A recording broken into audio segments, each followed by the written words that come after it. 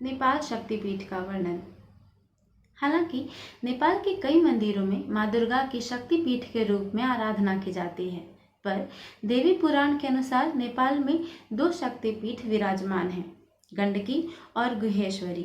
गंडकी शक्तिपीठ नेपाल में गंडकी नदी के उद्गम स्थल पर स्थित है। यहाँ देवी देह का दक्षिण गंड यानी दाहिना कपोल गिरा था।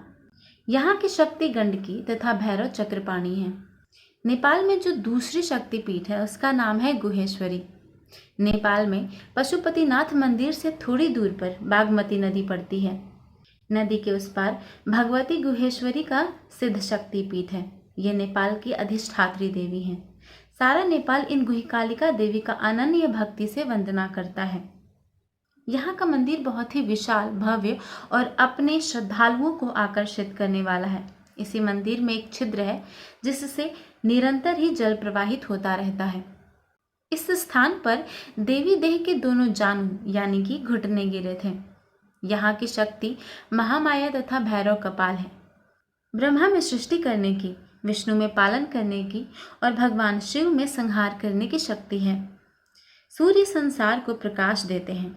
शेषनाग और कश्यप में पृथ्वी धारण करने की शक्ति है। अग्नि में प्रज्वालन शक्ति और पवन में गतिशील करने की शक्ति है। तात्पर्य यह है कि सभी में जो शक्ति विराजमान है वस्तुतः वह आद्या शक्ति के कारण ही है। उनके प्रभाव से शिव शिवता को प्राप्त होते हैं। जिस पर उन शक्ति रूपिणी की कृपा न हुई, चाहे वह कोई भी हो, शक्तिहीन हो जाता है। सब में व्यापक रहने वाली जो आद्या शक्ति हैं उन्हीं का ब्रह्म रूप से निरूपण किया गया है। वही आद्या शक्ति इस अखिल ब्रह्मांड को उत्पन्न और इसका पालन करती हैं।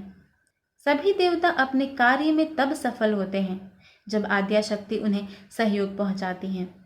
इससे सिद्ध होता है कि वे शक्ति ही सर्वोपरि हैं। वे सगुणा, सकारा, निर्गुणा, निराकार के भेद से अनेक रूपों में जानी जाती हैं। स्कंद पुराण के केदार खंड में भगवती शक्ति की महिमा का आख्यान विस्तार से वर्णित है। वहां बताया गया है कि पिता दक्ष प्रजापति के यज्ञ में परमेश्वर शिव का भाग न देखकर देवी सती ने यज्ञशाला में ही योगाग्नि प्रकट कर अपना शरीर भस्मीभूत कर दिया था। वीरभद्र आदि प्रचंड गणों ने दक्ष का यज्ञ विध्वंस कर दिया। भगवान शिव सती की निर्जीव देह कंधे पर लेकर भ्रमण करने लगे। भगवान शिव के शोक संतप्त नृत्य से कहीं प्रलय न आ जाए, इसलिए भगवान विष्णु ने अपने सुदर्शन चक्र से सती के देह को काटना आरंभ किया। इससे शरीर के विभिन्न भाग कट कर गिरने लगे। जहां जहां महादेवी सती के शरीर के भाग गिरे वहां वहां शक्तिपीठ बने। प्रत्येक पीठ में भगवान तथा योगिनी प्रकट हुई। जब तक भगवती सती के प्रत्येक अंग गिरकर समाप्त न हुए तब तक भगवान शिव भ्रमण करते ही रहे। भ्रमण करते हुए भगवान शिव जब नेपाल पहुंचे तो वहां पर देवी सती के शरीर के दो भाग गिरे। इन्हीं दो भागों को गंडकी तथा गुहेश्वरी के नाम से जाना जाता है। गुहेश्वरी शक्तिपीठ में शिव शक्ति स्वरूप से विराजमान हुए हैं। यह क्षेत्र साधकों को सिद्धि देने वाला है। शक्ति संगम तंत्र में कहा गया है कि जटेश्वर से प्रारंभ कर योगेश तक साधकों को सिद्धि प्रदान करने वाला नेपाल देश ही है। इस पुण्य भूमि सिद्धपीठ में इंद्र आदि देवताओं ने आकर शक्ति की आराधना करते हुए कठोर तप किया था। भगवती गुहेश्वरी ने प्रकट होकर देवताओं को वरदान दिया था कि आप लोग सतयुग, त्रेता युग, द्वापर युग और कलयुग, इन चारों युगों में 33 कोटि देवताओं के नाम से प्रख्यात होंगे। विश्व में आप लोगों की पूजा होगी तथा आप सभी आराधकों को इप्सित फल दे सकेंगे।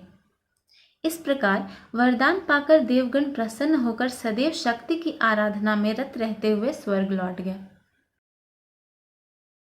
आज यह मंदिर जहाँ विराजमान है वहां पर प्राचीन काल में श्लेषमांत वन था, जहां पर अर्जुन ने तपस्या की थी और कैलाशपति किरात के रूप में इसी जंगल में विचरते थे।